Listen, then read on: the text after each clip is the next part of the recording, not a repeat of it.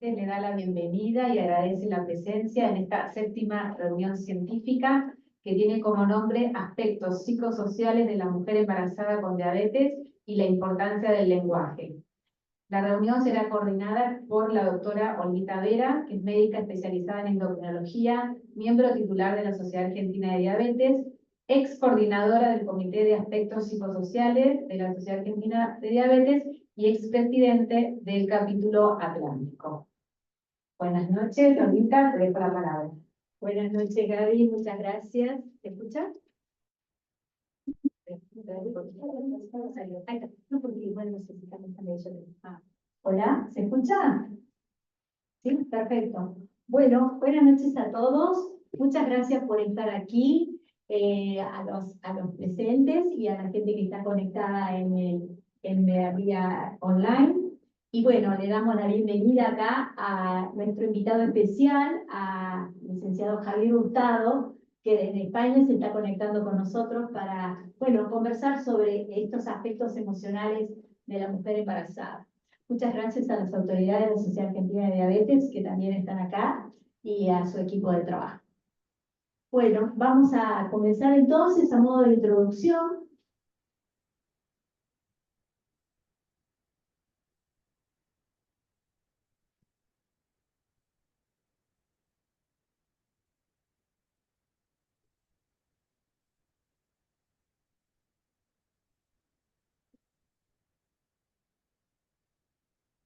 Ahí estamos. Bueno, todos sabemos que la diabetes en la mujer embarazada es una situación compleja que involucra al equipo de salud en sus diferentes especialidades y que la vulnerabilidad de las personas gestantes pone en evidencia la importancia de abordar los aspectos psicosociales. Este hecho involucra emocionalmente también tanto al equipo de salud, la familia y al entorno.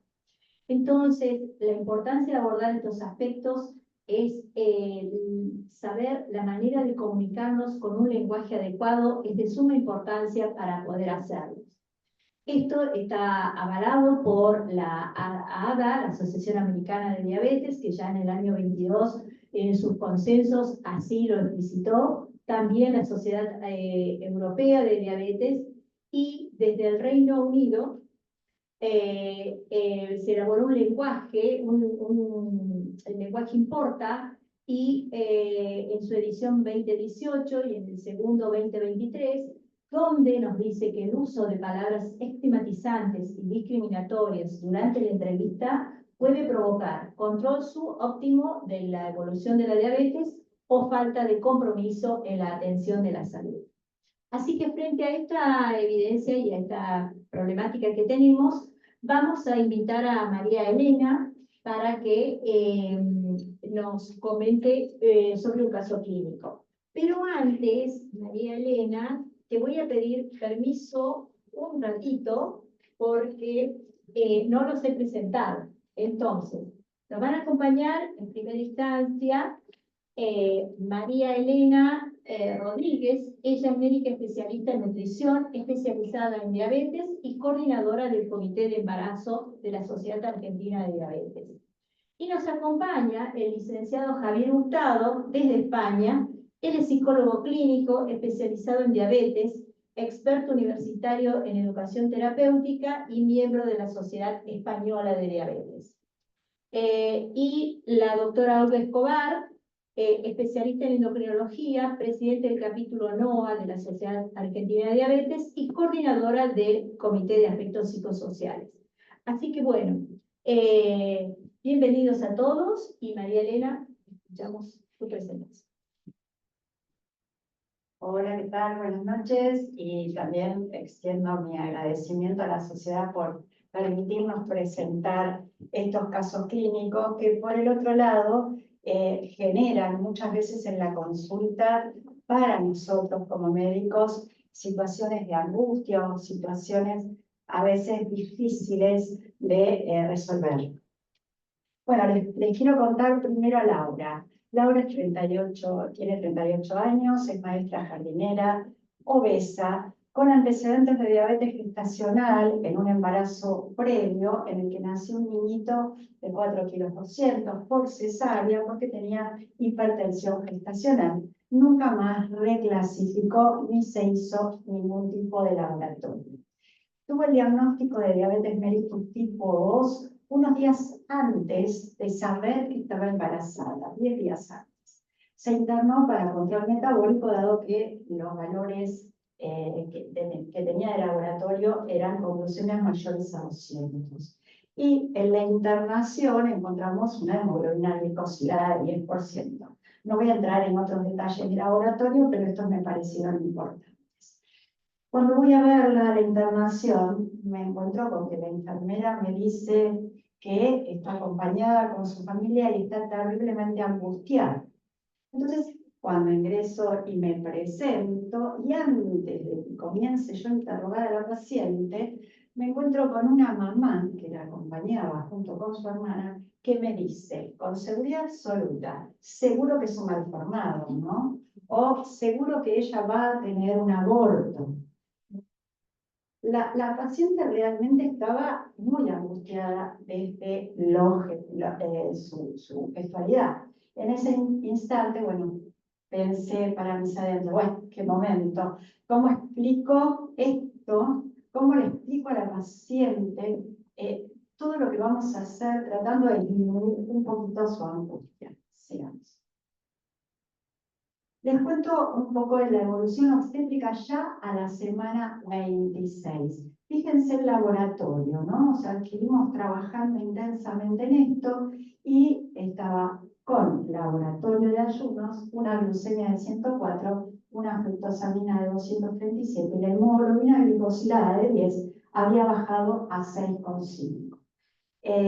Solamente les traje el ecocardiograma fetal de la semana 24 que no tenía evidencia de ningún tipo de malformación estructural con un Doppler cardíaco de ella normal. Y acá viene la otra cuestión, que se le pidieron varios estudios que no pudo realizar. Externada, dado que la cobertura demoraba en hacerlo, lo mismo que demoró en darle la insulina, los insumos, etcétera, ¿no? Que pudimos conseguir por otro lado. Y se la internó nuevamente, un poco para controlarlo otra vez metabólicamente y para completar sus estudios. Acá apareció una proteinuria que había comenzado a aumentar y estuvo internada una semana porque no tenía posibilidad de hacerse los estudios externales. ¿Sí? ¿Y cómo finalizó toda esta historia, no? Laura transcurrió su gesta inicialmente con insulina análoga,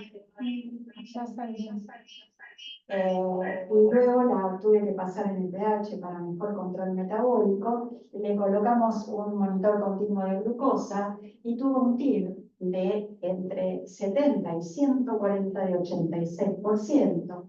Y en la semana 30 presentó hipertensión, que tuvo buen control inicialmente con dieta, pero luego empezó a aumentar la proteinuria y tuvo una amenaza de parto por término en la semana 36, donde se realizó cesárea, ¿sí? Con un niñito que pesó 3,7 kilos, que lo llevaron a la terapia neonatal para controlar, pero no hizo ni distrés respiratorio ni hipoglucemias. Y sobre todo, no presentó ningún tipo de malformaciones. Bueno, muchas gracias María Elena por tu caso. Así que bueno, frente a esta situación, que imagino también tu emocionalidad al momento de escuchar semejante comentario familiar, le vamos a preguntar a Javier que frente a este caso, Javier, ¿qué es aconsejable desde el equipo de salud decir o hacer ante el comentario de un familiar con tanto peso emocional sobre la paciente para disminuir sus miedos y preocupaciones? Buenas noches, bueno, buenas tardes ahí, buenas noches aquí en España. Un placer compartir este momento de coloquio con todos vosotros y con todas vosotras. Si os parece, es un caso muy interesante igual que otros dos que tenemos preparados para después poder comentar. Pero creo que antes de responder a esa pregunta, si me permitís, me gustaría primero centrar un poco el territorio en el que nos estamos moviendo, un poquito solamente, si me permitís, y después entramos a discutir y a reflexionar sobre cada uno de los casos, porque creo que nos puede servir mucho de ayuda. De manera que voy a compartir, por favor, me decís ahora si veis la presentación, simplemente para encuadrarnos un poco en el marco teórico y el marco situacional en el que nos vamos a mover cuando hablamos de una mujer embarazada y con diabetes. ¿De acuerdo? Evidentemente no hay ningún tipo de conflicto de interés por mi parte respecto al tema en el que vamos a trabajar y vamos a conversar. Y evidentemente, cualquier tipo de...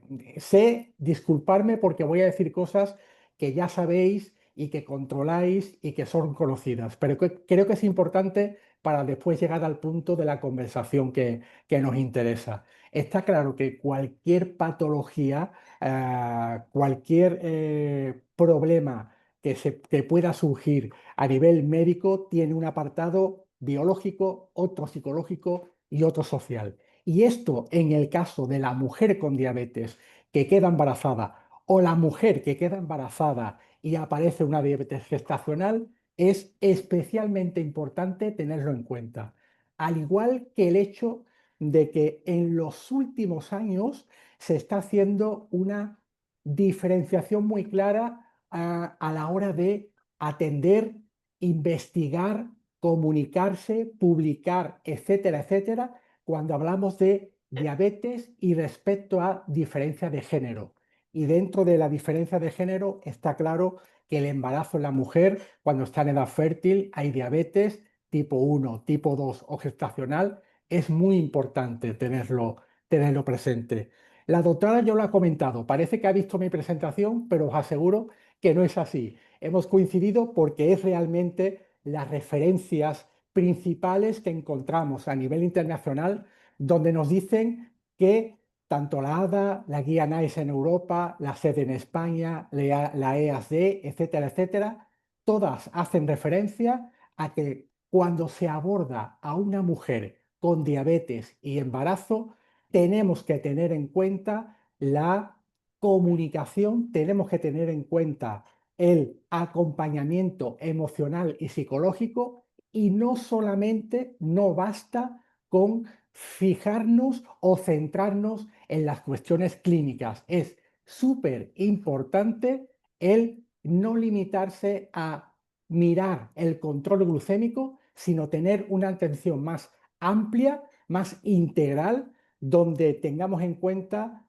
buenas prácticas comunicativas y busquemos la valoración y el mejor bienestar emocional y psicológico de la mujer. Una cosa muy curiosa que creo que no debemos perder tenemos que tener muy presente es que la mayoría de estudios que analizan las respuestas emocionales en una mujer con diabetes y embarazo nos dicen y muestran que el estrés, la ansiedad y la depresión está presente en más del 95% de los casos. Es decir, fijaros en este dato, es tremendo. O sea, lo extraño sería encontrar a una mujer embarazada y con diabetes que no tenga estrés, ansiedad o depresión. O sea, lo habitual es que encontremos ese tipo de problemas y que haya dificultades a la hora de tener adherencia en los seguimientos de las indicaciones médicas, sobre todo si hay un bajo apoyo social, si hay un bajo nivel cultural y un bajo nivel educativo. Y es altamente importante tener en cuenta que en todo esto influye muchísimo la pareja, la familia y el entorno. Y aquí el entorno lo pongo entre mayúsculas y lo señalo un poco más porque dentro de ese entorno nos encontramos los sanitarios, el equipo médico que trabaja con la mujer, que atiende a la mujer. Es decir, que nosotros como equipo médico podemos ayudar a manejar el estrés, la ansiedad y la depresión, o si no lo hacemos de una manera adecuada, podemos potenciar el que haya más estrés, más ansiedad y más depresión. Por eso es tan interesante el caso que ha presentado la doctora, porque ya podemos imaginar que posiblemente con la frase que se le dijo a esa mujer en ese momento de tanta preocupación, seguramente estuviéramos como equipo médico potenciando un tipo de respuestas que no son adecuadas.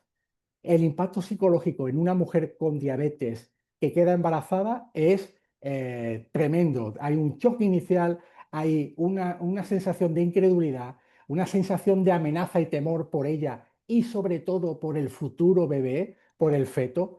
Puede haber sentimientos de culpa, puede haber preocupación evidentemente por su salud y la de su bebé, aparición de pensamientos negativos, sensación de que de baja autoeficacia quiere decir sensación de que aquí me viene una situación que no sé si voy a ser capaz de afrontar. Y está claro que todo esto conlleva una atención no solamente médica, sino que tiene que ser atendido como un evento de alto impacto emocional y social. ¿De acuerdo? Eh, Hay que tener muy presente también que en estas situaciones hay determinados momentos donde hay determinados puntos que pueden ir en contra de fomentar el autocuidado de la mujer que tiene diabetes y está embarazada, ¿de acuerdo? Como son el tener dificultades para realizar cambios en su estilo de vida una vez que ha quedado embarazada, como puede ser problemas de acceso a determinados dispositivos médicos por problemas económicos o problemas del sistema, como puede ser también carencia de apoyo afectivo por parte del entorno familiar o de incluso de los profesionales. Está claro que la comunicación es fundamental. Vamos a entrar ahora un poquito en lo que nos conlleva en nuestro campo, la comunicación del equipo sanitario, pero también de la familia y de la red de apoyo que acompaña a esa mujer. ¿Por qué remarcar este punto? Porque cuando atendemos a una mujer con diabetes y embarazada, no solamente tenemos que tener en cuenta a la persona, sino que tenemos que tener en cuenta su familia y su red de apoyo. ¿Cómo está rodeada? ¿Tiene apoyo o no tiene apoyo? Las personas que le rodean, ¿qué tipo de mensaje verbalizan o qué tipo de comunicación es la que le transmiten a ella? Y todo esto es muy importante de tener en cuenta para su bienestar. Y lo que está claro es que hay determinado lenguaje que no es el más adecuado para utilizar cuando estamos con una mujer en esta situación. Como muy bien ha comentado la doctora al presentar el caso clínico, creo que todos coincidiremos en que ha habido un mensaje que no ha ayudado absolutamente nada a esa mujer. Un mensaje que ha sido todo lo contrario y que forma parte de ese tipo de comunicación y ese tipo de lenguaje que no es el más adecuado en estas situaciones y que ahora entraremos un poquito más. Porque el lenguaje puede construir confianza en la mujer y en la familia. Un lenguaje adecuado puede reducir el sentimiento de culpa en esa mujer que tiene ese momento, puede favorecer la adherencia para llevar a cabo conductas de autocuidado y que por lo tanto el pronóstico sea mucho mejor y favorecer la autonomía de la mujer y de la persona. ¿Qué significa un lenguaje adecuado o no adecuado? Resumiéndolo mucho, porque podríamos entrar en mucho detalle, voy a intentar simplificarlo mucho. El lenguaje a evitar es el que emite juicios, el que valora de una forma inadecuada la situación por la que está pasando esa mujer y esa familia en ese momento.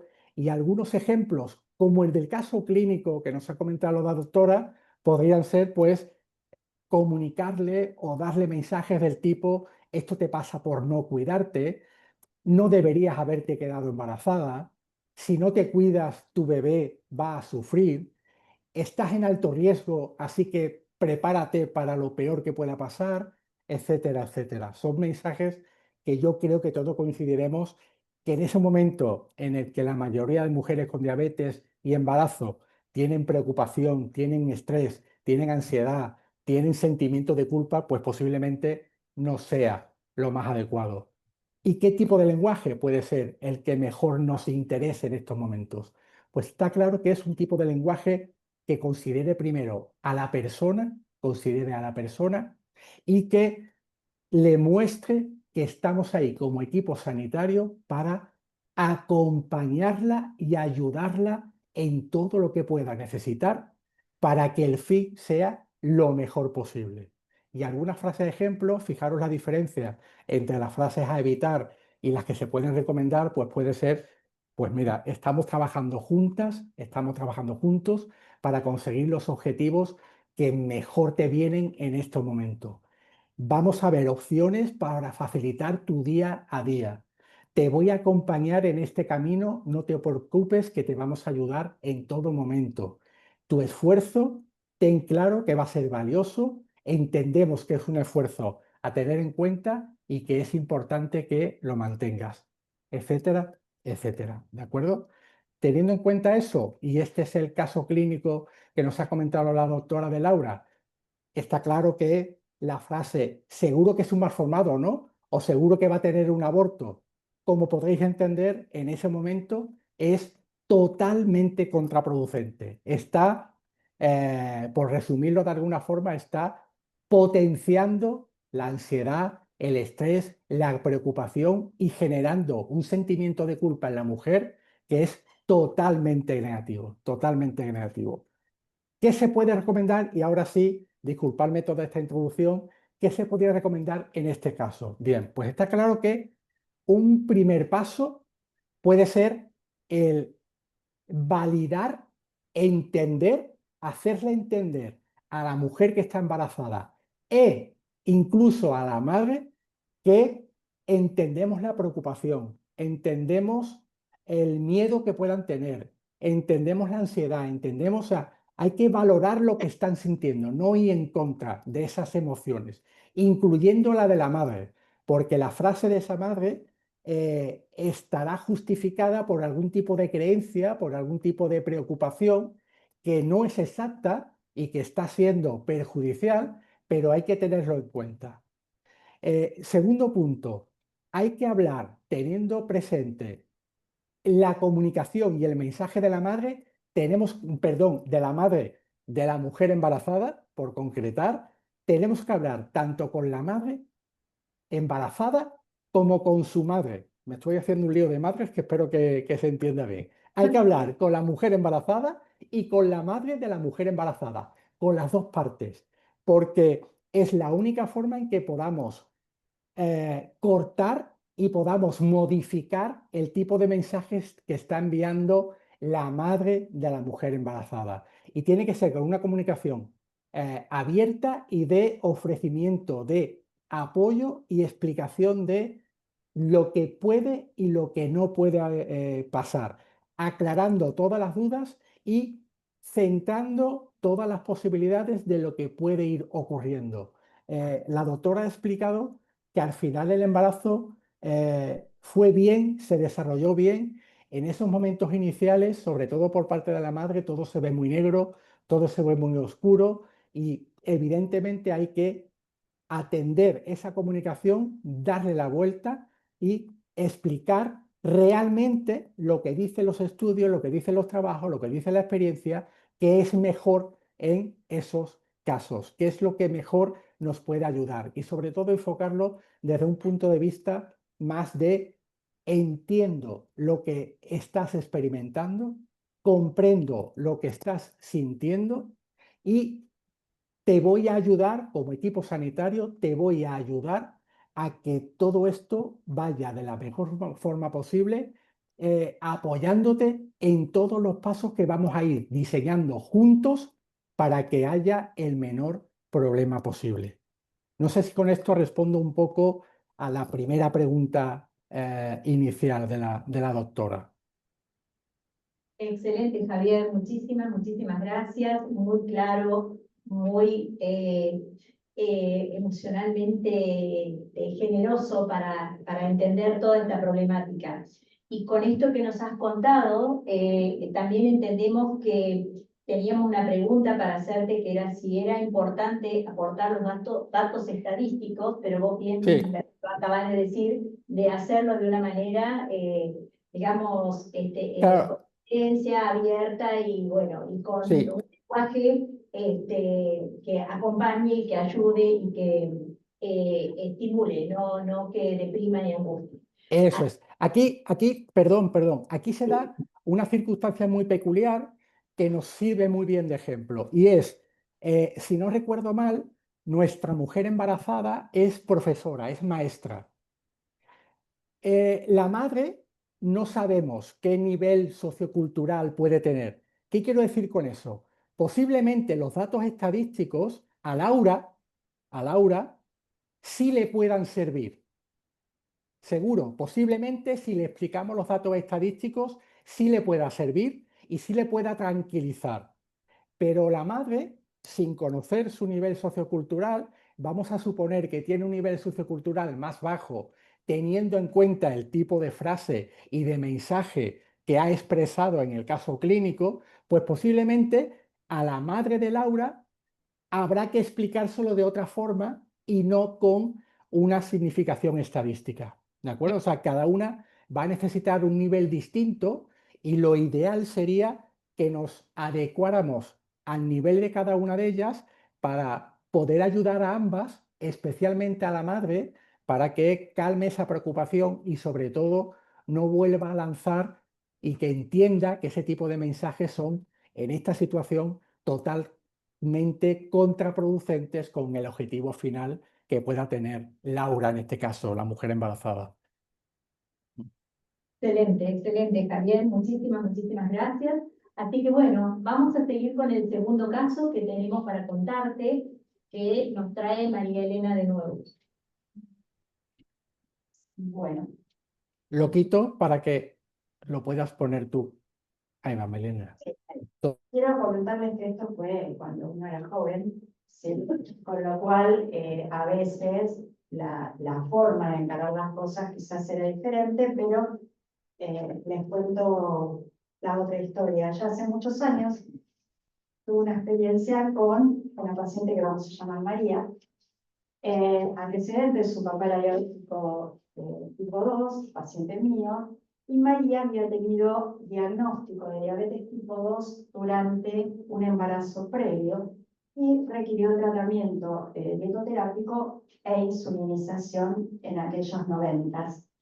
No la volví a ver, ¿sí? Después de su embarazo, aproximadamente durante 2 años, hasta que me llama y me comenta que está embarazada y que la obstetra le había pedido el primer laboratorio de control y que la llamaron desde el laboratorio diciéndole que tenía el valor de glucosa muy elevado. Entonces le dijimos que fuera a la guardia del sanatorio del lugar, que era donde nos manejábamos habitualmente con el obstetra, y esto era para un poco reconfirmar el laboratorio, si estaba elevada, ver de dejarla internada para hacer un buen control. Y yo después me comunicaba con el obstetra de ella, ¿sí? Bueno, era un desastre. Al llegar, la encuentro internada y estaba terriblemente enojada y angustiada. Entonces, la glucemia realmente era elevada, 400 miligramos. Ella me dijo que no se venía cuidando para nada, no le interesaba cuidarse previamente.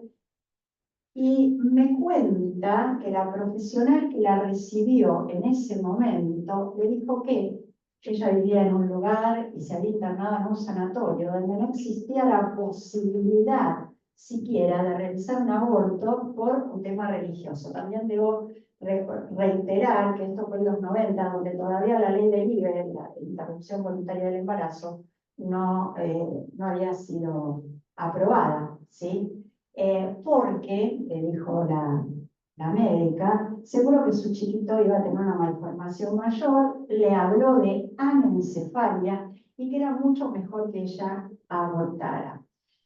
Bueno, imagínense, además de mi perplejidad, mi estado de enojo, que fui a buscarle y gracias a Dios no la encontré, ¿no? Bueno, sigamos. No tengo exactamente los datos de la historia clínica, pero recuerdo que con Gustavo, el obstetra, tratamos de calmarla, de hablar con ella, que estuviera más tranquila y que pudiera transcurrir un embarazo adecuado. Entonces, lo que sí recuerdo es que nació una beba que no tenía malformaciones, sí tuvo distrés respiratorio e hipoglucemia, por lo que requirió UCI, terapia neonatal. Lo que no recuerdo muy bien fue la semana de gestación y el peso de la beba, ¿sí? Bien. Y bueno, ahora le volvemos a preguntar a Javier. Así es, gracias María Elena. Bueno, Javier, en este caso, entonces, te preguntamos, ¿qué le dirías, Javier, a la profesional que recibió a la paciente sobre el lenguaje que utilizó? O frente a estas situaciones, ¿cómo deberíamos actuar los profesionales cuando recibimos a un paciente que trae este tipo de historias?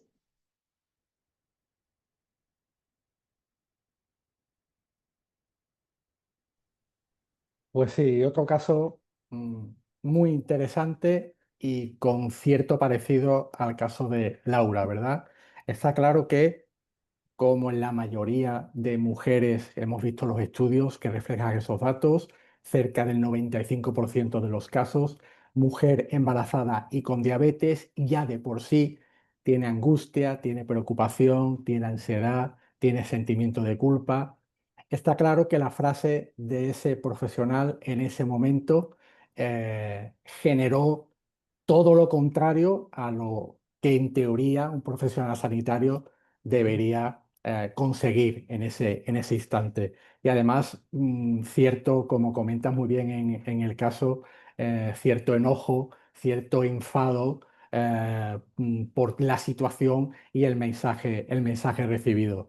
Está claro que toda esta situación se ha empeorado, se ha potenciado negativamente por el tipo de comentario del equipo que el equipo profesional ha transmitido, ¿no? En este caso.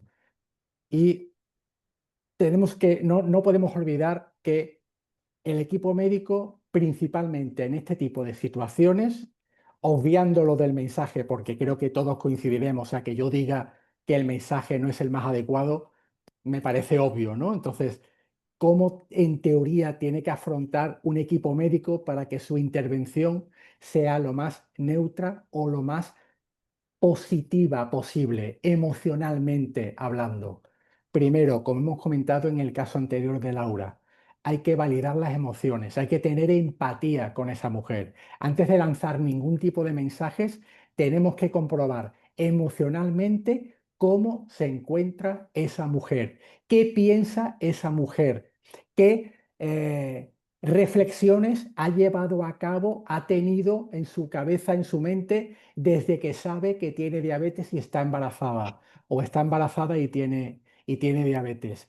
Todo eso tenemos que saberlo de antes. Es lo primero que tenemos que averiguar. Después, tenemos que ayudar a la toma de decisiones. Nosotros, como equipo médico, como equipo sanitario, estamos habitualmente, no siempre, no todos, pero estamos muy habituados a decirle a la persona que tenemos enfrente qué es lo que tiene que hacer. Posiblemente no sea lo más adecuado para conseguir adherencia, para conseguir compromiso, para conseguir autocuidados, para conseguir bienestar emocional. Posiblemente no sea lo más adecuado. Lo más adecuado suele ser el explicar las opciones y que la persona, con nuestra ayuda, decida cuál cree teniendo en cuenta todas las variables que ella conoce mejor que nosotros, cuál cree que puede ser la mejor decisión a tomar. O sea, nosotros como equipo sanitario, por mucho que sepamos clínicamente, por mucha estadística que tengamos, por muchos estudios, la decisión final y sobre todo en casos tan extremos, tan importantes como estos, la decisión final siempre tiene que partir de la mujer. Y a partir de ahí nosotros ayudarle a que lo lleve a cabo de la mejor forma posible. También es verdad que aquí tenemos un condicionante muy importante que ha sido mencionado por la doctora y es el tipo de clínica en el que estaba ingresada, internada, las cuestiones morales y demás que pueden conllevar este tipo de clínicas, pero de la manera más, por explicarlo de la manera más objetiva posible, nosotros podemos dar nuestra opinión en función de lo que nos pida la persona que tenemos enfrente, en este caso a la mujer embarazada, y explicarle, resolverle todas las dudas y todas las preocupaciones para que llegue a una decisión y nosotros ayudarle a que cumpla con esa decisión, estableciendo una serie de pasos, una serie de objetivos, una serie de metas para llegar a conseguirlo y sobre todo acompañar. En este caso, nuestra visión como profesionales es tener presente cuestiones que clínicamente, evidentemente, la mujer no conoce, pero no podemos emitir juicios de valor, no podemos valorar si lo que hace o no hace la persona está bien o está mal, sino yo te doy la información, yo te acompaño, yo entiendo lo que estás sintiendo, por eso estoy aquí contigo y en función de toda esa información que yo como profesional te puedo aclarar, te puedo explicar y te puedo llegar a mostrar para que tú lo entiendas, a partir de ahí preguntarle, ¿qué hacemos? ¿Cómo te puedo ayudar? Dada tu situación, ¿qué crees que sería lo mejor que podemos hacer a partir de ese momento? Indudablemente, sobre todo, no culpabilizar, no meter criterios morales en ningún momento. En medicina los criterios morales no siempre ayudan y no imponer creencias propias ni utilizar el temor para que lleve a cabo una conducta tan importante como este ejemplo puede ser el aborto, sin que sea una decisión propiamente suya. No sé si me he explicado suficientemente claro o queréis que os aclare algo más. Quedo a vuestra disposición. Excelente, Javier, excelente. Y con esto estás poniendo de manifiesto lo que muchos sabemos, el peso que tienen nuestras palabras desde la autoridad que nos confiere el equipo de Totalmente, totalmente. tanto de como juez. Lo declaro Claro, como efectivamente. Claro, es una declaración.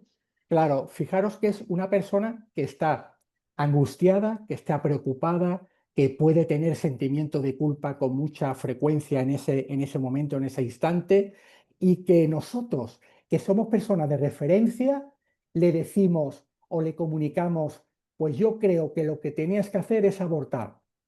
Es una bomba, es una bomba. Son unas decisiones que no nos compete a nosotros como profesionales, porque ahí entra una cuestión de juicio, de creencias, de temores que tenemos que ayudarle a que los minimice para tomar las decisiones más apropiadas, pero no potenciarlos, no potenciarlos. Porque además, en esos momentos de angustia, de ansiedad, de preocupación, la persona puede pensar que si hace lo que nosotros le indicamos, sin esa reflexión, sin ese acompañamiento, sin esa empatía, puede pensar que eso le va a ayudar a sentirse mejor. Y puede ser todo lo contrario. La persona, la mujer, en estos casos, tiene que ser la responsable de su decisión para poder afrontar el futuro de la mejor forma posible. Y yo sé que esto además es muy fácil explicarlo, después el día a día es mucho más complicado y cuando tienes a la mujer delante es difícil y requiere tiempo y requiere dedicación, pero está claro que la empatía, la escucha activa, el acompañamiento, el entender cómo se está sintiendo esa mujer ya es un primer paso en el que la estamos ayudando, incluso sin decirle nada.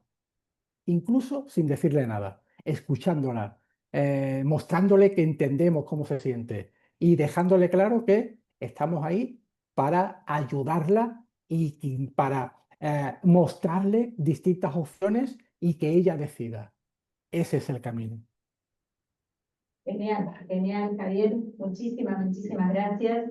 Y bueno, y esto, si bien es cierto, recién lo decías, es difícil de hacer en el día a día, muchas veces, pero bueno, es importante empezar a conocer entonces esto Claro, que ha dado las sociedades y los consensos, de empezar a manejar otro lenguaje y conocer la importancia del peso que tienen las palabras, ¿no? Y del lugar, de dónde los decimos y de qué manera y a quién se lo decimos. efectivamente. Y que bueno, vamos a continuar entonces y te vamos a contar otro caso clínico, que en este caso lo va a hacer la doctora Olga Escobar. Ella está conectada desde Tucumán, así que nos va a compartir su historia.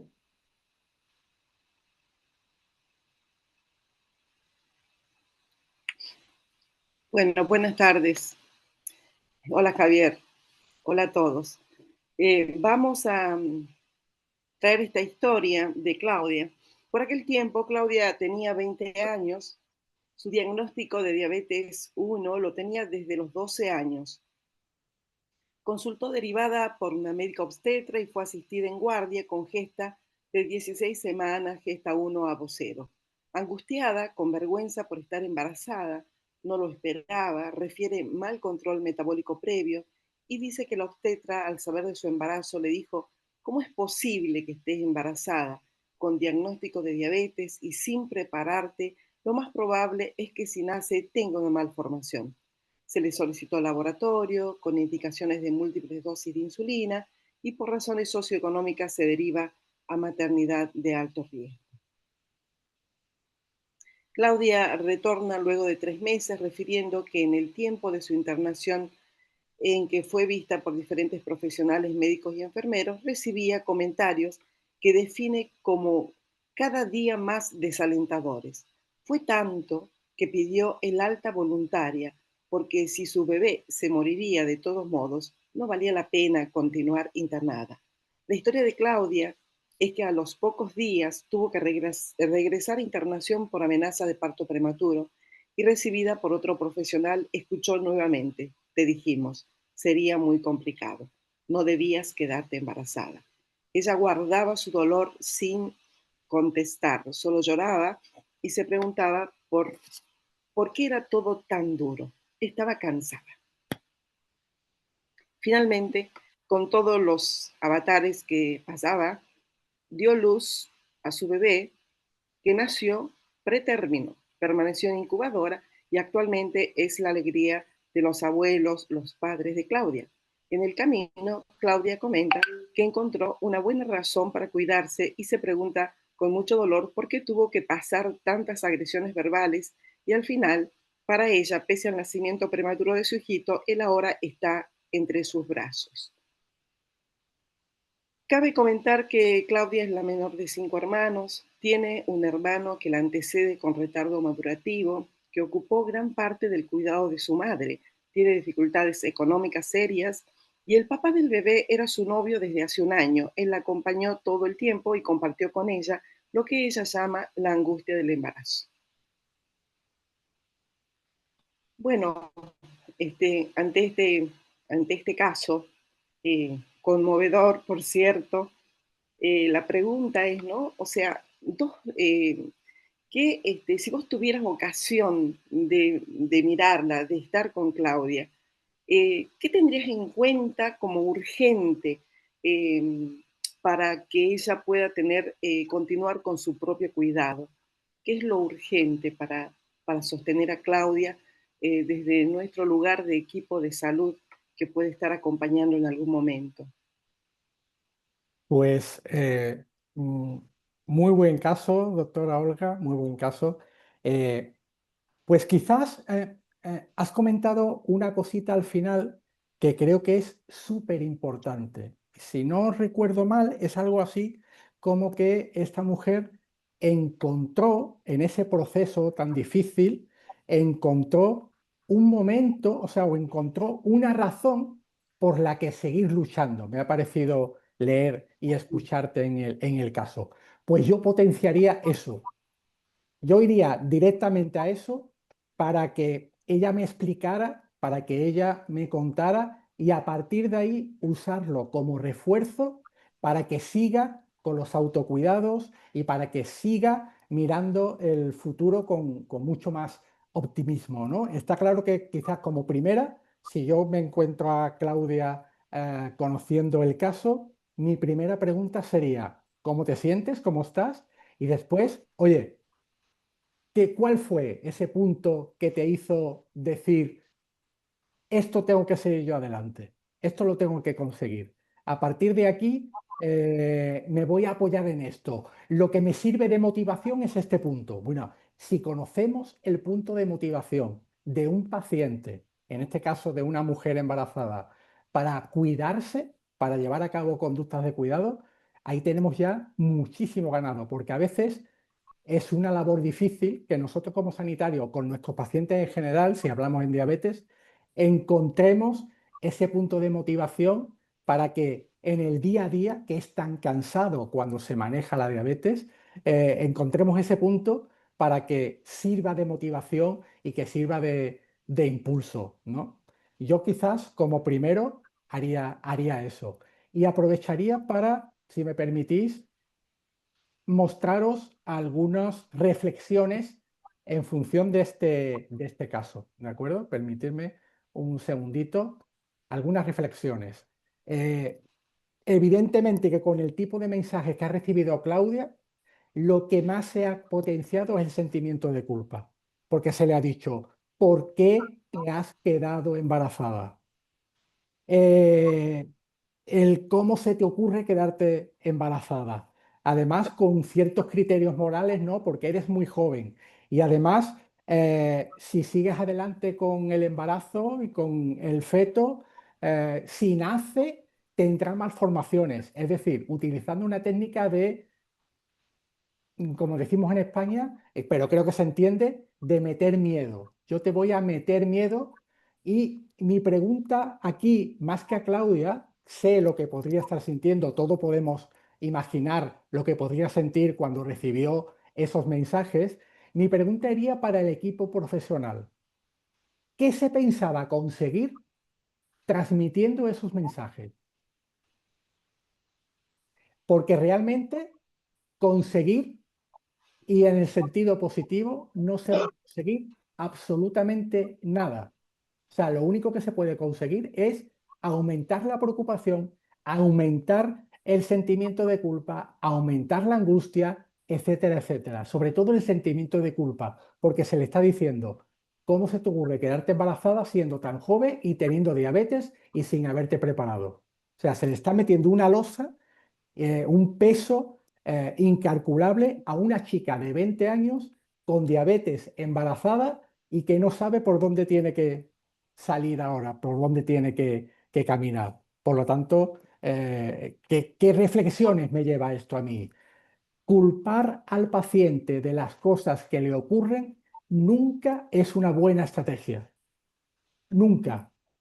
Y se suele utilizar, y permitidme ya que lo comente de esta forma, el profesional sanitario que utiliza la culpa, que utiliza el miedo, suele ser porque no ve, no tiene capacidades, no tiene herramientas para ayudar al paciente en ese momento que tanto lo necesita. Está más que demostrado que potenciar la culpa o subir el miedo, el temor en el paciente, nunca ayuda a mejorar resultados clínicos de salud. Entre otras cosas porque genera preocupación, genera angustia, genera ansiedad y todo eso va en contra de tener unos buenos resultados clínicos. Y este caso también me permite otra reflexión y es, estamos hablando de una mujer con diabetes de 20 años y yo me pregunto, que no lo sé, ¿se trabajó previamente en educación terapéutica con Claudia el tema de las relaciones sexuales y la planificación del embarazo? Yo no lo sé, pero posiblemente es algo a preguntarse y a valorar para que tengamos en cuenta que es posible que muchas de estas situaciones se puedan prevenir con una adecuada o se puedan afrontar de la mejor forma con una adecuada educación terapéutica en que Claudia, que no lo sabemos, yo estoy hipotetizando, lo tengo claro, no lo sabemos, pero quizás Claudia no tenía todo el conocimiento para poder manejar de la mejor forma posible toda esta situación. También es verdad y sabemos que en la mayoría de estudios, aunque hay diversos datos, en la mayoría de estudios que reflejan un análisis de mujeres con diabetes tipo 1 y planificación de embarazo, depende del estudio, pero hay un intervalo de entre el 40 y 70% de las mujeres con diabetes tipo 1 que se quedan embarazadas, entre el 40 y el 70, no planificaron el embarazo. Y sabemos que se tiene que hacer. Sabemos que se tiene que planificar. Sabemos que es bueno para la madre y para el feto, para el futuro bebé. Pero como decimos por aquí, por España también, la vida es así. Y a veces hay cosas que no se pueden, que llegan cuando llegan, y el culpar, el hacer un juicio de valor no sirven normalmente para ayudar en este tipo de momentos, sino que quizás lo ideal hubiera sido, bien, entendemos la situación que tenemos. Claudia, ¿cómo te sientes? ¿Qué piensas? Y a partir de ahí, ¿cómo te podemos ayudar? ¿Cómo vamos a planificar tu embarazo a partir de ahora?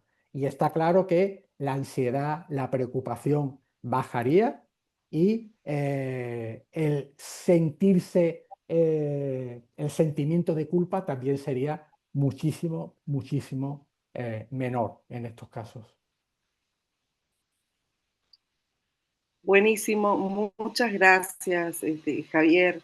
Me surge una reflexión acerca de este punto. Sí, Eh, Pareciera ser que la angustia ante estas situaciones posiblemente nos embargue a los profesionales y que el sí, modo de no saber qué hacer de pronto se transforma en proyectar de alguna manera en el paciente y acá esta sí, recomendación tuya de no culpar al paciente y no llevar lo nuestro, no tan importante totalmente, poder mirar los sí, profesionales de la salud y saber tot- cómo estamos nosotros con nuestros aspectos psicosociales, ¿no? Esa maravi- reflexión me lleva a este caso. Maravillosa reflexión, maravillosa, maravillosa. De alguna forma, el tipo de mensajes, si nos centramos, podría servirnos cualquiera de los tres, pero este último de Claudia es muy claro. El tipo de mensajes, si lo traducimos a lo que está sintiendo y lo que está pensando el profesional,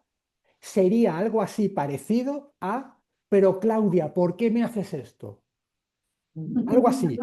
Y por eso lo proyectan. Pero Claudia, ¿por qué me haces esto? El trabajo que me va a llevar a mí ahora esto. A ver cómo te ayudo yo ahora. Y que no haya ningún problema. Y yo ya, claro, el profesional también está preocupado, indudablemente. Y le viene una situación en que emocionalmente también es importante. Sin duda, sin duda. Sí, sí, totalmente, totalmente. Y en ese momento perdemos el control, porque nos puede pasar a todos, perdemos el control, perdemos la capacidad de analizar y de entender la situación en que nos encontramos, y como muy bien has dicho, coincido contigo, Olga, la proyectamos en la otra persona, que en este caso es la mujer, ¿no? Pero yo creo que de alguna forma, si se tradujera a primera persona, sería algo así como, ¿por qué me estás haciendo esto? A mí no me venía, a mí como médico no me venía bien que te quedaras embarazada ahora. A mí me venía bien que te quedaras embarazada con 30 años y con una preparación y con una glicada estupenda y que lo tuviéramos todo planificado. Ahí no te digo nada, pero en esta situación, claro, la sorpresa. Y yo creo que lo importante, si normalmente cuando hacemos este tipo de reflexiones y de talleres de puesta en común, yo creo que lo importante es que nos llevemos una o dos cositas, ¿no? Y yo creo que si de esto nos llevamos una cosita, y es que esa situación en que nuestra paciente nos cuenta lo que le acaba de ocurrir o cómo se encuentra, tiene un componente emocional tal que tenemos que prestar atención a ese contexto emocional. Y tenemos que hacer, si no sabemos qué decir, es preferible quedarnos callados, no decir nada. Y cuando la mujer nos cuente, nos exprese, pues decirle, mira, pues aquí estoy yo para ayudarte y aclararte todas las dudas y acompañarte en todo lo que sea necesario. Con eso no vamos a potenciar ninguna situación negativa, sino todo lo contrario. Todo lo que ya sabemos, que en ese 95% de casos hay preocupación, hay sentimiento de culpa, hay ansiedad, bueno, pues simplemente con decirle, aquí estoy yo para acompañarte. ¿Qué necesitas? Va a reducir y va a bajar muchísimo, va a bajar muchísimo. Pero coincido con tu comentario, Olga, muy, muy acertado. De hecho, me has leído la mente. Fantástico, sí, lo iba a decir, sí. Muchas gracias, Javier, muchas gracias. No sé si hay alguna persona que tenga alguna pregunta sobre los casos que podamos responderle. Sí, justamente a eso O íbamos a ver las preguntas que teníamos del público que está conectado. Que bueno, acá dice, ¿qué test o escala utilizan para realizar la evaluación primaria y diagnóstico de ansiedad o depresión durante el embarazo? Esta es una pregunta de Fabián. Sí, sobre escalas de ansiedad podría servir cualquier escala general que nos midiera niveles de ansiedad de la mujer. Sobre depresión podría servir cualquiera, que las hay algunas de ellas adaptadas a mujeres no, personas con diabetes. Pero no estoy dando el nombre de una encuesta, o sea, de un test, de un cuestionario por lo siguiente: a no ser que queramos saber el nivel de ansiedad y de depresión por una cuestión de un estudio clínico, en esos momentos, a no ser que sea un estudio clínico que queramos recoger datos para después tener análisis, ver evolución, etcétera, etcétera, a no ser que sea así, yo no recomendaría en esos momentos iniciales pasar ningún cuestionario de ansiedad, de depresión, ni angustia, ni distrés, ni nada de eso, porque va a salir todo altísimo. Va a salir todo altísimo. Es un momento de tal impacto emocional que no es el momento de hacer esas valoraciones, y confiaría más en la valoración personal de cada uno para ver la evolución y para poder ofrecer el apoyo, más que en un test para que nosotros ya estemos seguros de que tiene depresión o tiene cierto nivel de depresión, cierto nivel de estrés, cierto nivel de angustia. Dad por hecho que lo tienen. Cientos de estudios que tenemos nos dice que el 95% de los casos presentan distrés, ansiedad, angustia, sentimiento de culpa y depresión. Por lo tanto, yo, a no ser que sea dentro de un estudio clínico que queráis llevar a cabo, no veo necesario pasar esa valoración. Otra cosa distinta es una vez que ya dé a luz. Una vez que dé a luz y pase un tiempo prudencial de unos 3, 6 meses, ahí sí valoraría para ver el nivel emocional de esa madre, de esa mujer, una vez que ha pasado todo este proceso, por si requiere algún tipo de apoyo específico, mucho más concreto, bien de un profesional o bien del equipo médico que le siga apoyando en toda esa andadura. ¿Vale? Genial, genial, Javier. Excelente. Muchísimas gracias. Sí, tal cual. Bueno, tenemos otra pregunta que es de Adriana Artiporri. Hola Adriana, te saludo desde acá. Ella pregunta, ¿cómo actuar en mujeres jóvenes embarazadas con negación de su diabetes y que es inminente su autocuidado? Habitualmente, muy interesante la pregunta, Adriana, muy, muy, muy interesante. Los estudios que hay al respecto de ese tipo de casos nos muestran que el mayor porcentaje de los casos En el momento en el que aparece el embarazo, las conductas de autocuidado suelen aumentar respecto a las que tenía la mujer antes de quedarse embarazada. O sea, que el embarazo, siempre que el acompañamiento del equipo médico, el apoyo de la familia, el apoyo del entorno sea el adecuado, sea el correcto, normalmente las conductas de autocuidado aumentan porque la mujer sabe que con esos autocuidados ya no solamente les viene bien a ella, no es por ella, sino que es por el hijo y por el futuro bebé. Y ahí la responsabilidad hace que el sentimiento de autoeficacia y de tener que hacer las cosas bien aumenta y suelen tener mejores resultados que fuera del embarazo. No sé si me estoy explicando claramente. Habitualmente es un motivo de motivación, valga la redundancia, es un punto de motivación para decir, me tengo que cuidar ya no solamente por mí, sino por mi futuro bebé. Y de hecho, esto se reafirma porque después de dar a luz, el nivel de control o de resultados clínicos en las mujeres que han estado embarazadas y que han llevado, se han esforzado, se han cuidado y han estado lo mejor posible, después del embarazo suele haber una especie de, no es exacto lo que voy a decir, pero como de relajación, una especie de relajación respecto a los cuidados, hasta que ya pasa un tiempo y retoman el nivel de cuidados habitual que tenían antes del embarazo. Pero la mayoría de estudios nos dicen que aparece una motivación extra. Creo que hemos tenido un caso que, bueno, no sé si era el de Claudia, este último, que decía que había encontrado ese punto de motivación, pues suelen encontrarlo, suele aparecer.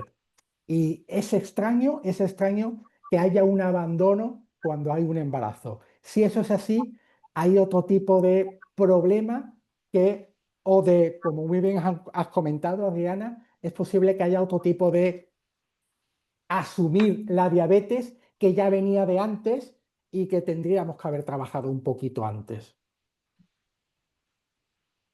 Lamento no poder dar muchos más datos ni daros respuestas más amplias, pero es complicado, ¿no? En esta situación, pero yo quedo a vuestra entera disposición para que quien quiera, a través de vuestra sociedad, que os dé mi número, mi correo electrónico para que me preguntéis y yo pasaros esto que os estoy diciendo de una manera muy simple, muy llana, yo pasaros más datos, trabajos y poder orientaros un poquito más si me es posible.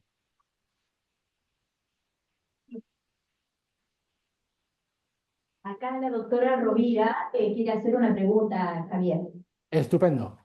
En realidad, un comentario, Adriana, porque dice, en caso contrario, que persista la negación a cuidarse, dentro de nuestra responsabilidad hay una indicación de internación, que sería en este caso lo que deberíamos hacer. O sea, cuando vemos Sí, que a pesar de tomar todos los recaudos, existe negación o negligencia respecto a la importancia de cuidarse, ahí nosotros tenemos que tomar la conducta de, por ejemplo, internar a la paciente para poder nosotros cuidarla a ella y a su bebé, ¿no? sí, La claro, persona indicada.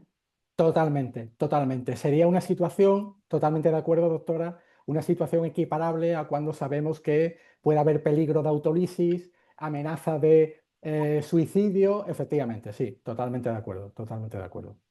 Mi pregunta es, cuando nos pasa al contrario, esas pacientes que, por ejemplo, quedan embarazadas con diabetes, que no han hecho una programación y nos preguntan cuál es el riesgo respecto a la situación de embarazarse sin haberlo programado y muchas veces con una hemoglobina glicosilada. ¿Hasta dónde o cómo manejar esa información que nos están preguntando para no generar angustia? O sea, cómo manejar eso que tenemos que responder, ¿no? Eso me resulta... Sí, sí. Difícil cuestión, porque está claro que nos hacen una pregunta muy concreta y tenemos que responderla de una manera también concreta. Y esto me remite a una de las primeras cuestiones que hemos un poco reflexionado respecto al primer caso. Si una mujer embarazada nos pregunta qué riesgo hay, pues tranquilamente, con empatía, tenemos que explicarle, pues mira, eh, creo que se llamaba María el primer caso y que es muy parecido a esta situación, pues María, teniendo en cuenta todos los trabajos y los estudios que hay al respecto, sabemos que hay un riesgo de que haya algún tipo de malformación o algún tipo de problema en el embarazo mayor que si no tuvieras un nivel de glicada como el que tú tienes ahora mismo. Pero también sabemos que estamos a tiempo de mejorar esta situación y lo importante es ahora tomar decisiones para mejorar todo lo posible y que todo el embarazo vaya en el mejor camino que nos podamos imaginar. Quiero decir, aunque sea se puede dar una noticia siempre mirando una información, perdón, se puede dar una información, pero siempre enfocándola en el lado positivo. Quiero decir, en ese momento realmente es importante para ella el saber esa respuesta para aliviar su angustia. Y si nos quedamos en los datos, es posible que en lugar de aliviar la angustia, generemos mayor preocupación. De manera que tenemos que responder a la pregunta e inmediatamente completarlo con, pero ten en cuenta que lo importante es que ahora sabemos de dónde partimos, vamos a establecer una serie de pasos para que todo esto vaya lo mejor posible y con tu esfuerzo y nuestro acompañamiento, seguro que conseguiremos que el resultado sea lo mejor posible y que vaya de la mejor forma posible. De hecho, como os decía, los estudios muestran que hasta un 75% de los casos de mujeres embarazadas tipo 1, depende del trabajo, pero hasta un 75% son embarazos no planificados. Y sabemos que en un 75% de los casos no hay malformaciones, ni hay abortos, ni hay problemas, ¿no? En ese sentido, que el porcentaje es menor. Por lo tanto, siempre hay que responder y establecer pasos porque lo importante es, vale, ¿y a partir de ahora qué hacemos? Los estudios pueden decir muchas cosas, vale, a partir de ahora, ¿cómo vamos a trabajar juntos? ¿De acuerdo? Genial, Javier. Oye, ¿querías comentar algo? No, realmente escuchaba con mucho interés lo que traía Javier y cuando lo escucho me viene esta reflexión, ¿no? Que qué difícil es, creo que nos metemos en terrenos un poco fangosos cuando queremos hacer pronósticos, ¿sí? Sin embargo, escuchaba a Javier que nos invitaba a estar con el paciente y de alguna manera estar con lo que tenemos en ese momento e ir construyendo ese futuro junto a la paciente. Así que eso, me parece que erramos cuando queremos hacer solos, aislados el pronóstico y ahí decimos a veces desaciertos con el miedo que tenemos. Así que bueno, eso, Sí. simplemente, un aporte. El manejo de las estadísticas, y esto lo sabéis mejor que yo a nivel médico, es complejo, es complejo. Y muchas veces vemos un número y lo entendemos o lo analizamos como algo absoluto. Los pacientes, depende del nivel cultural, también. Entonces, si decimos que hay un 50% de probabilidades de que haya una malformación, la mujer se puede quedar con la idea de es una moneda que tiro al aire. Entonces tenemos que mostrar el lado positivo en el sentido, no digo irreal, no digo en el sentido irreal, digo en el sentido de que tendríamos que analizar de ese 50% que yo me estoy inventando de casos de malformaciones, de sobrepeso, de problemas en el embarazo, de ese 50%, no nos podemos quedar solo con el número porque no sabemos las características que han acompañado a esos embarazos y esas mujeres que ha dado ese resultado. Entonces, si la mujer nos pregunta, le damos la respuesta porque es lo correcto y además si no lo hacemos, lo van a buscar, van a ir a Internet o a la inteligencia artificial y lo van a buscar. Por lo tanto, es preferible que nos adelantemos y le expliquemos, pero eso no significa que todos los casos vayan a salir así y depende del acompañamiento, depende de los autocuidados que tú tengas a partir de ahora, depende del entorno familiar que te apoye, depende. O sea, de alguna forma, permitidme la broma o el ejemplo, decirle, pero a esas mujeres que por desgracia han tenido esos problemas, no tenían a una doctora como yo. Así que vamos a, por decirlo claro, no tenían un equipo, posiblemente no tengan un equipo como el que te va a ayudar y que vamos a intentar que todo vaya de la mejor forma posible y que la probabilidad sea mínima de que haya algún tipo de problema. Incluso mujeres que no tienen diabetes y que están sanas pueden tener problemas en un embarazo, con lo cual, bueno, hay que equilibrar todo eso. Qué bueno, Javier, qué bueno, todas las cosas que nos estás mostrando. Bueno, te voy a compartir una pregunta que hay acá del doctor Jorge Luis Olivares, muy interesante, donde él dice el rol de la pareja en el acompañamiento. ¿Cómo lo acompañamos a él para que ayude a su pareja? Pues muy importante, doctor, totalmente de acuerdo, totalmente de acuerdo. Pues incorporándolo en toda comunicación y en toda toma de decisiones, siempre que la mujer esté de acuerdo, porque depende del tipo de relación, depende del tipo de pareja, depende del tipo de mensaje o de creencias que pueda tener esa pareja, puede ser positivo o puede ser negativo. Por lo tanto, si vemos que es una influencia positiva, adelante con el equipo, mujer embarazada y pareja. En el caso de que veamos que no está siendo una influencia del todo positiva, como por ejemplo hemos visto un caso clínico donde era la madre de una mujer embarazada a la que daba un tipo de mensaje no apropiado, bueno, pues si eso en lugar de la madre es la pareja, tendremos que intentar acompañar también a la pareja, aclararle dudas, centrarle en lo que es cierto y lo que no, y si sigue siendo negativo, habrá que eliminarlo del pack. Desde mi punto de vista, habría que eliminarlo porque puede estar perjudicando más que otra cosa. Es una situación difícil el tema del manejo de la pareja.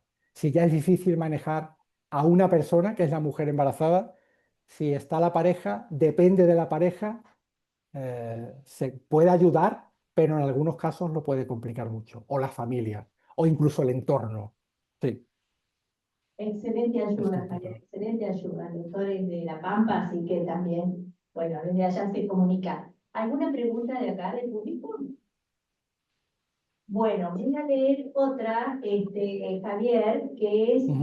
Lilian, donde dice que en el contexto actual de medicina defensiva, ¿cómo podemos orientar al equipo de salud hacia un discurso más asertivo? Pues qué buena pregunta, qué buena pregunta. Básicamente, yo, si pudiera, yo en cada equipo profesional, cada equipo médico, tendría una pequeña reflexión, formación respecto a la importancia de la comunicación, la importancia de la comunicación, la importancia y de la comunicación en el sentido de dos puntos. Lo importante de saber escuchar, que muchas veces como profesionales nos cuesta, queremos dar respuestas para solucionar problemas y a veces no escuchamos. Y segundo punto, ¿qué tipo de lenguaje es el más apropiado? ¿Qué tipo de lenguaje es el que nos puede ayudar más que el que nos puede ir cogiendo viento con un barco con una vela o el que nos puede entorpecer? Y eso significa una pequeña formación y sobre todo una pequeña introspección personal. Cada uno de nosotros tiene que ser consciente del tipo de mensaje que lanza con el lenguaje que está utilizando. Porque a veces lo hacemos, yo diría que en la mayoría de las ocasiones, lo hacemos sin ser conscientes de la repercusión que puede tener. Entonces es como que nos falta un conocimiento, ser conscientes de que tenemos una carencia en el tipo de lenguaje que utilizamos con nuestros pacientes. Si yo no soy consciente de ello, no voy a poder cambiarlo, no voy a poder aprender. Entonces, lo primero es ser consciente de que, oye, igual hay alguna forma de comunicación que yo estoy utilizando o algún tipo de mensaje que no es el más apropiado. Y eso requiere una pequeña introspección. En el momento que nos demos cuenta de que, oye, pues puede ser que esta frase no sea la más apropiada, puede ser que esta frase que yo utilizo esté generando miedo, puede ser que esta frase que yo utilizo esté generando sentimiento de culpa, o yo estoy enjuiciando, o yo estoy prejuzgando. Bueno, pues me tengo que dar cuenta de eso. Y en el momento que me dé cuenta de esos detalles va a ser mucho más fácil cambiarlo. Pero está claro que tiene que ser con una formación y con una instrucción para poder ser consciente de lo que nos falta o de si lo tenemos. Y si lo tenemos, pues maravilloso y que sirva para seguir potenciándolo con el resto de los pacientes. Es que aquí la principal dificultad, yo llevo mucho tiempo trabajando en temas de comunicación y el principal problema es que no nos damos cuenta, no somos conscientes de la influencia que tiene determinado mensaje en las personas que tenemos enfrente, porque no lo decimos con mala intención. Por eso digo lo de la inconsciencia. No, creemos que no tiene mayor importancia, y lo creemos ciertamente, pero decirle a una persona, ¿por qué te has quedado embarazada? Simplemente esa pregunta ya está denotando el que no nos damos cuenta de que hay cosas que son importantes. Y hay estudios del lenguaje, lo presentó la doctora al principio de nuestra sesión, al principio, que son fantásticos, donde podemos ver un listado de frases más o menos adecuada a la hora de trabajar con nuestros pacientes con diabetes. Nos podrían servir para cualquier tipo de paciente, pero está concretado en pacientes con diabetes, con lo cual, en este caso, mejor que mejor. Muchísimas gracias, Javier. Cada comentario tuyo cada vez más enriquecedor y totalmente de acuerdo con esto de esto de tener que ofrecer o no ofrecer cuando lo carecemos, ¿no? Bueno, la última pregunta, ¿no? En función del tiempo, de Estela, que dice, lo más difícil es ser empático con pacientes que han decidido abortar. A pesar de explicarles su posibilidad de buenos resultados, ¿alguna consideración en estos casos? ¿Cómo sobrellevarlos? Pues es muy interesante la pregunta, es muy interesante y muy buena la pregunta, porque de alguna forma le da la vuelta a algunas reflexiones que hemos tenido antes con los casos clínicos, ¿no? Y la respuesta es la misma. Nosotros tenemos que apoyar, o sea, tenemos que informar a la mujer embarazada y a la familia, tenemos que informar, responder sus dudas, intentar ayudar en todo lo posible. Y si la decisión de la mujer es abortar, tenemos que acompañarla para que vaya y que sea de la mejor forma posible. Porque si intentamos que no aborte, ya le estamos metiendo nuestro juicio y nuestra intención. Ya estamos quizás interviniendo de una manera más desde un punto de vista más personal y no desde un punto de vista más clínico y neutro y objetivo. Si con todos los datos, una cosa distinta sería que la madre tomara esa decisión sin conocer todos los datos, sin conocer todos los aspectos, sin tener en cuenta todos los detalles. Entonces sí, ahí tenemos que parar un poco y explicarle, darle todo lo que necesita para que tome una decisión con argumentos. Si con todos los argumentos la decisión de la madre es esa, tenemos que asumirla y tenemos que acompañarla y tenemos que ayudarla, porque la decisión no es nuestra. La decisión siempre es de la mujer, hablando de embarazo. Una cosa así que tendríamos que acompañarla y asegurarnos que está manejando todas las variables para que esa decisión sea tomada con conocimiento. Perfecto, Javier, perfecto. Muchísimas gracias. Bueno, en honor al tiempo, en nombre de la Sociedad Argentina de Diabetes y el mío propio, te agradecemos profundamente tu presencia y sabemos de tu esfuerzo en honor al tiempo y a la hora que está en tu país. Así que yo me despido acá, pero antes le voy a dar la palabra a mis compañeras del Comité de Embarazo y a Olgi de Psicosociales al cual pertenezco, para que ellos te den sus palabras de despedida. Y antes te quiero contar que en el chat hay muchísimas felicitaciones y agradecimientos por tu Muchas aporte que gracias. has traído tan enriquecedor a Argentina. Así que Muchas Javier, gracias. muchísimas Muchísimas gracias. gracias. Muchas gracias. Un placer, como siempre. Bueno, Javier, la verdad, excelente, me encantó, porque despejaste unas cuantas dudas de lo que muchas veces nos pasa en la consulta, no solo con las embarazadas, Eso es. y aprendí que hay ciertas palabras que yo no debo utilizar dentro de la consulta. Así que realmente muchas gracias y le paso ahora la palabra. Sí, gracias, Javier. Gracias. Gracias, María Elena. Muchas gracias, Javier. Realmente nos quedó una gran lección, un gran aporte. Muy agradecidos. Así es que, bueno, nos vamos con la herramienta para usar todos los días en el consultorio. Gracias. Muchísimas gracias. Un placer, como siempre.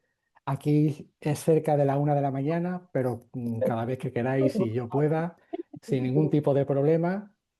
Y comentaros a quien quiera, tanto de la sociedad como de los que estáis oyentes, mi correo electrónico es javier.diabetes@gmail.com, muy fácil, javier.diabetes de Gmail. La presentación se la haré llegar a la sociedad, de manera que es mucho más amplia de lo que yo os he mostrado, hay más detalles, con lo cual quedo a vuestra entera disposición y muchas gracias por la invitación. Siempre es un placer aprender con vosotras, siempre. Bueno, gracias nuevamente, Javier, por tu generosidad y todo el tiempo que nos has regalado, tanto sabemos en la preparación como hoy estar a esta hora conectado con nosotros. Así que de la Sociedad Argentina de Diabetes te agradecemos nuevamente y a todos los participantes, tanto virtuales como presenciales aquí en la sociedad, agradecerles, invitarlos a la próxima reunión que va a ser el 1 de diciembre, que va a tratar acerca de las novedades post-Congreso SPAD a las 19:30 y al laboratorio oficiante de la reunión de hoy, que fue Roche. Así que buenas noches a todos y muchas gracias. Cuídense.